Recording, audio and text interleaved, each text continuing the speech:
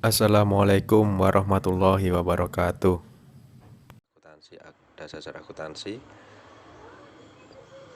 di bab 3 itu akan membahas jurnal dan aturan debit kredit. Nanti dalam pengertian jurnal akan dibahas secara detail bagaimana itu jurnal. Terus akan dibahas juga pengertian rekening perkiraan atau akun. Terus aturan debit kredit dalam penjurnalan. Kemudian dalam materi ini akan dievaluasi. Pengertian jurnal. Jurnal merupakan pencatatan transaksi akuntansi berupa pendebitan dan pengkreditan secara kronologis beserta penjelasan-penjelasan yang diperlukan dari transaksi-transaksi tersebut. Peranan jurnal adalah sebagai alat kontrol penguji keseimbangan antara debit dan kredit.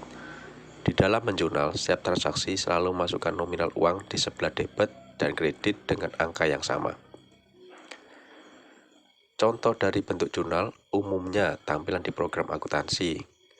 Itu ada kolom tanggal, yang pertama, kedua nomor bukti, di kolom ketiga ada keterangan, kolom keempat kode rekening, kolom kelima itu terbagi dua, jumlah debit dan jumlah kredit. Nah, ini bervariasi dari program akuntansi bervariasi. Intinya menjelaskan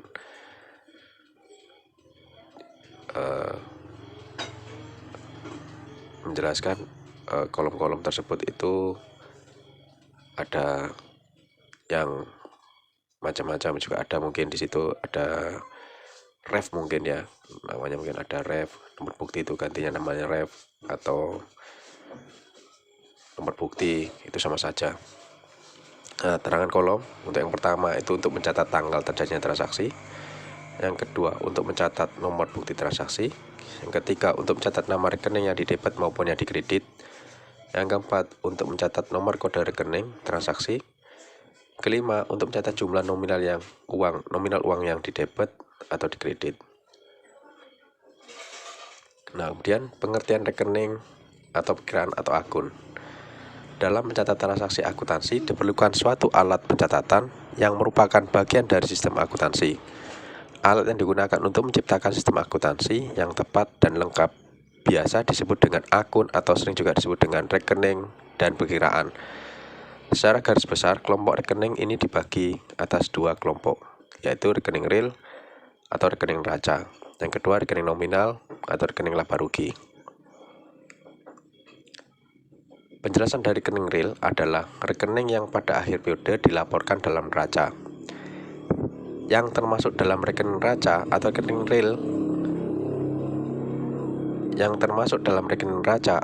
real adalah kelompok aset, kewajiban, dan neraca. Contoh, yang pertama yang tergolong dalam aset adalah rekening kas, perlengkapan, piutang, usaha, tanah, persediaan, biaya dibayar di muka.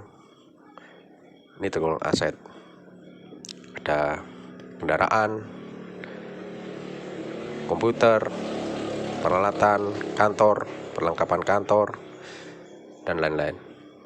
Yang kedua, yang tergolong dalam rekening kewajiban adalah utang usaha, utang wesel, utang gaji, utang jangka panjang, ada utang bank, utang lain-lain. Nah, tergolong dalam rekening kewajiban. Yang termasuk kelompok ekuitas adalah modal pemilik. Rekening nominal, yang dimaksud rekening nominal adalah rekening yang pada akhir periode dilaporkan dalam laporan laba rugi. Rekening yang termasuk adalah rekening pendapatan dan rekening beban. Akuntansi menggunakan sistem pencatatan berpasangan atau double entry system. Maksudnya, dari sistem pencatatan berpasangan adalah untuk setiap transaksi akuntansi yang terjadi, maka secara otomatis mengaruhi debit dan kredit. Contoh, transaksi pengeluaran kas untuk membeli peralatan. Terhadap transaksi ini, akuntansi mencatat tidak akuntansi mencatat tidak hanya mengeluarkan kasnya atau kas keluar, tetapi juga penambahan peralatan yang dibeli. Sistem pencatatan perorangan ini mengikuti aturan debit dan kredit. Nah, aturannya ini harus dihafal ya, harus dihafal. Misalnya jenis akun aktiva, yaitu termasuk kas, piutang, persediaan, kendaraan, tanah, itu penambahannya di sisi debit. Pengurangannya, kalau ada pengurangan, itu di sisi kredit. Saldonya, saldo menurun, maksudnya saldo akhirnya itu di debit. Untuk kewajiban jenis akunnya, penambahannya di kredit, pengurangannya di debit. Saldo akhirnya itu di kredit. Modal, penambahannya di kredit, pengurangan debit, saldonya di kredit. Prive, ini penambahannya di debit, pengurangannya di kredit, saldonya di debit. Pendapatan, penambahannya di kredit, pengurangannya di debit, saldonya kredit. Saldo akhirnya ya. Untuk beban, jenis akun beban, ini sama dengan biaya-biaya lain. Penambahannya itu di debit, pengurangannya kredit, saldo akhirnya di debit. Nah, kali ini kita berdiskusi untuk contoh salah satu transaksi ya. Ini misalnya 1 Juli 2019 dibayar tunai sewa gedung sebesar 24 juta untuk 1 tahun. Nah, jurnalnya itu akan menambah biaya sewa gedung. Kode rekening ini terserah ya. Ini hanya contoh, bisa dibikin 5.2. Nah, akan bertambahnya di jumlah debitnya itu 24 juta untuk biaya sewa gedung. Kemudian di kasnya kode rekeningnya 1.11 akan menambah jumlah kreditnya, bukan menambah ya, berarti sisi kalau kas berkurang, ini karena dibayar tunai, itu di sisi kredit toh. Nah, berkurang di sisi kredit senilai 24 juta.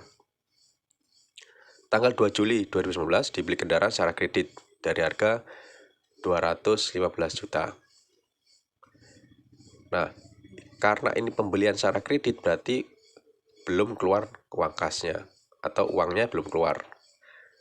Jadi transaksi yang terjadi adalah kendaraannya akan bertambah atau asetnya bertambah senilai 215, yaitu kode rekeningnya 1.24. Ini contoh saja, kode rekeningnya senilai 215 di debit. Kemudian karena pembeliannya secara kredit, otomatis utang usahanya akan bertambah di sisi kredit senilai 215 juta dan kode rekeningnya 2.12. Nah, tanggal 5 Juli berikutnya contoh transaksi tanggal 5 Juli 2019 diterima pendapatan atas hasil usaha sebesar 50 juta. Nah, tanggal 5 di kolom jurnalnya itu tanggal 5, ditulis tanggal 5. Sebenarnya kalau lebih bagus lagi dilengkapin 5 Juli 2019. Nomor buktinya ini kemudian transaksinya mungkin dicatat di urutan ke nomor 12 atau ada nomor buktinya itu di buku bantu kasnya itu di nomor 12, maka keterangan yang terjadi ditulis karena pendapatan hasil usahanya itu diterima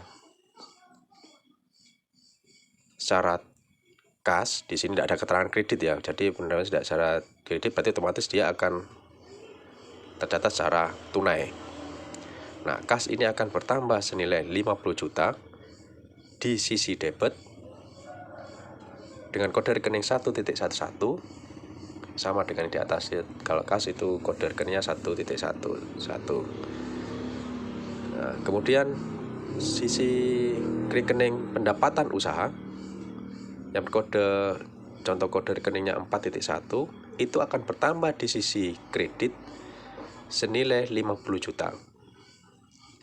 Kemudian contoh di sisi kali ini tanggal 6 Juli 2019 dibayar biaya iklan pada koran Kompas senilai 315 untuk 2 bulan. Nah, ini otomatis biaya iklan akan bertambah di sisi debit dengan kode rekening 5.4 senilai 315.000. Otomatis juga karena dibayar ini menggunakan uang kas, jadi otomatis kasnya akan berkurang senilai 315 di sisi kredit. Dengan kode rekening kasnya yaitu 1.11. Kemudian contoh diskusi tanggal 10 Juli 2019 dibayar hutang untuk cicilan kendaraan senilai 2 juta dan bunga sebesar 315. Nah, ini satu transaksi bisa berhubungan dengan 3 akun. Contohnya ini tanggal 10, nomor buktinya 3, kemudian catatnya mungkin di kas, mungkin dengan kas atau di utang usahanya, nomor buktinya itu akan mengurangi hutang usaha dengan kode rekening 2.12 senilai 2 juta di sisi debit karena hutang berkurang. Ingat, hutang berkurang atau hutang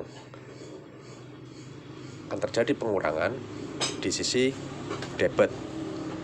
Biaya bunga ini otomatis karena kita bayar bunganya juga, otomatis biaya bunganya akan bertambah di sisi debit. Nah, kode rekeningnya 5.7. Nah, karena ini dibayar cara cash, otomatis kasnya akan berkurang di sisi kredit senilai total kedua transaksi tadi, utang dan biaya senilai 2.315. Dengan kode rekeningnya kas adalah 1.11. Nah, kemudian diskusi yang ke berikutnya tanggal 12 bulan Juli 2019 dibeli token listrik senilai 500.000. Nah, tanggalnya lebih bagusnya 12 Juli, edisinya 12 Juli 2019 lebih lengkap ya bagusnya. Nomor buktinya itu nomor 4, mungkin karena bukti listriknya ini dikumpulin dan diurutkan, dia nomor 4 catatnya. Nah, keterangannya otomatis biaya listrik bila bertambah. Ingat, biaya itu bertambah di sisi debit. Biaya listrik dengan kode rekening 5.3, ini contoh kode rekeningnya saja, di biaya listrik itu di 5.3 akan bertambah di sisi debit 500.000. Kemudian rekening kasnya karena ini bayar pakai kas, pakai uang kas maksudnya.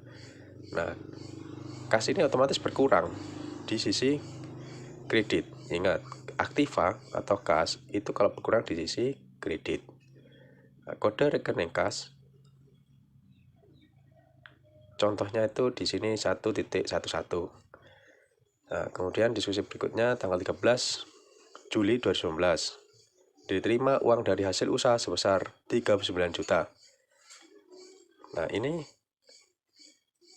tanggal 13 Juli dengan nomor bukti 13, otomatis dengan kita menerima hasil usaha, uang kita akan bertambah, yaitu kas kita kode rekeningnya 1.11 akan bertambah sisi debit senilai 39 juta. Kemudian di sisi rekening kreditnya otomatis karena dari hasil usaha itu kita kelompokkan dalam pendapatan usaha dengan kode rekening 4.1. Ingat tadi kalau pendapatan bertambah di sisi kredit, otomatis bertambahnya di kredit, di kolom kredit senilai 39 juta. Nah, kemudian tanggal 18 Juli 2019 dibeli perlengkapan kantor seharga 350.000 secara tunai. Nah, ini jelas dari secara tunai otomatis kasnya akan berkurang ya, senilai 350 juta di sisi kredit. Nah, dengan kode rekening 1.11. Nah, otomatis Di sisi debitnya, karena perlengkapan kantornya ini dibeli secara tunai, otomatis bertambah di sisi debit senilai 350 juta dengan kode rekening 1.14. Tanggal 25 Juli 2019 dibayar gaji pegawai untuk 2 orang senilai 7.800.000. Banyak ya. Nah, tanggal 25 Juli ini dengan nomor bukti 06, otomatis biaya gaji akan bertambah dengan kode rekening 5.1 senilai 7.800.000, otomatis kasnya akan berkurang di sisi kredit senilai 7.800.000.